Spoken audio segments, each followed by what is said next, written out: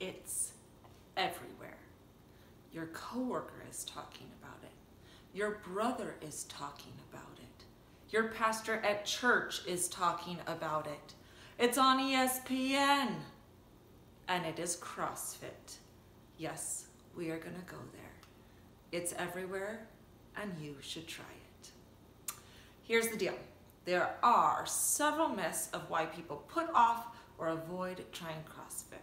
We're gonna knock those myths right on out of here, explain why they really aren't that big of a deal if you've been considering trying it. Myth number 5, I don't have time, okay? Time is, we're not gonna say time is relative. We have a limited amount of time. We are busy people. Here's why CrossFit is the best when you are in a crunch for time. If you were to say, start training for a marathon, the only way to get better at running is to add more time distance. Okay, so I'm gonna add a mile, I'm adding time. I'm adding another mile every time I need to get longer in order to get better at running. In CrossFit, you go 1 hour and everything that you do is wrapped up in there. Your warm up, your cool down, your workout. On top of that, you are not having to plan what you're going to do. You get there, you show up, you follow through with whatever the coach says, and then you go home. Done. Myth number 4, or reason number 4. I don't want people to look at me while I'm working out.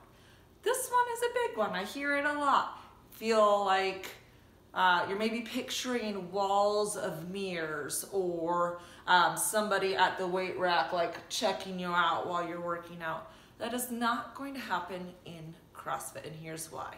Number 1, there's no mirrors. Number 2, everybody is head down doing their own thing once the workout starts. So nobody has the energy to be looking around and figuring out what you are doing. Everybody else is just trying to get through it themselves. Okay? Myth number 3, it is too expensive. Okay, so let's put this in perspective. I think this one is maybe the easiest to get over. We've all heard the coffee analogy. It's so many cups of coffee or whatever. But let's look at the area that I'm in right now. I am in Western Washington. So Seattleites, people who live in Seattle, spend $3,845 a year on eating out. They just go out. That's not even their groceries. That's just eating out. With that, if you were going to have a 12-month CrossFit membership, for the average CrossFit in this area, that would get you 2.5 memberships. That's you, your spouse, and maybe your kid. So cost is relative. It's whatever you value, you will put money into. As if we want to bring it closer to the fitness industry, a lot of people are familiar with a personal trainer. So CrossFit has coaches, somebody who gets there and runs a class, kind of helps you learn what you're doing.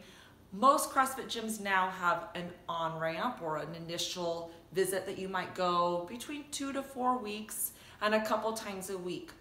If we look again at my area, the local gym around here offers a 2-week class, 3 days a week for 2 weeks, and they charge about $150 for that first class. That gets you set up, answers all your questions. If I wanted to do the same thing at 24-Hour Fitness for 5 classes with a personal trainer, I'm gonna pay $438. So if I look at it that way, CrossFit is actually on the less expensive end of that deal. Myth number 2, I'm gonna get hurt. This is probably the most prevalent. So injury is going to happen if you do anything. People injure themselves gardening. People injure themselves driving in their car. So injury is something that can be prevented with good training, with making sure you warm up, being informed. But I would challenge this one by saying this. Most people, if they think, I'm gonna get in shape, they think of one of maybe 3 things. I'm gonna go to the gym. That's a pretty generic one.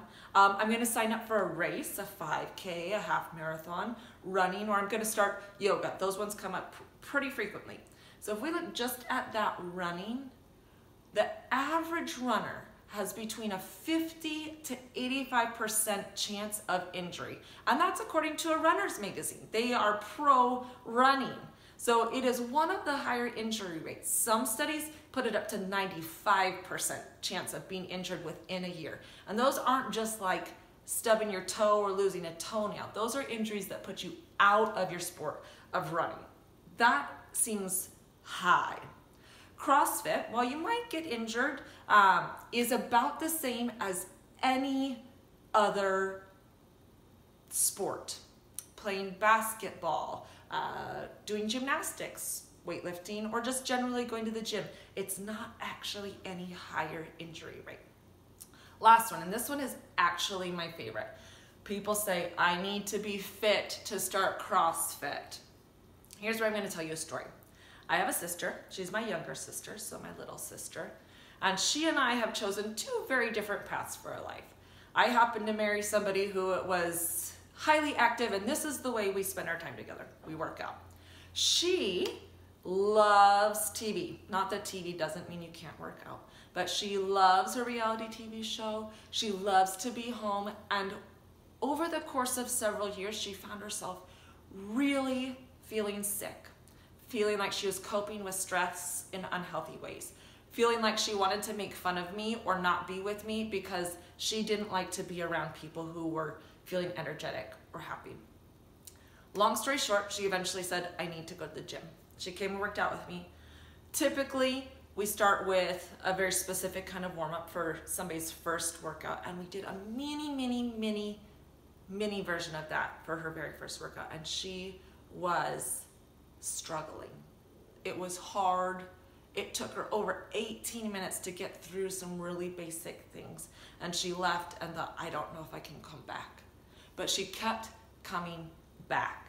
She's been doing it for almost 3 years now, and we revisited that same workout that she did, and she got it done in 5 minutes. These are not things that I'm making up.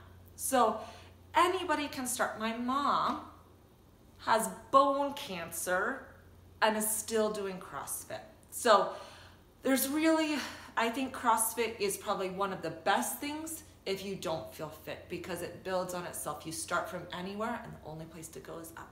So what do you have to lose? Time versus productivity. You spend a little bit of time, lots of results.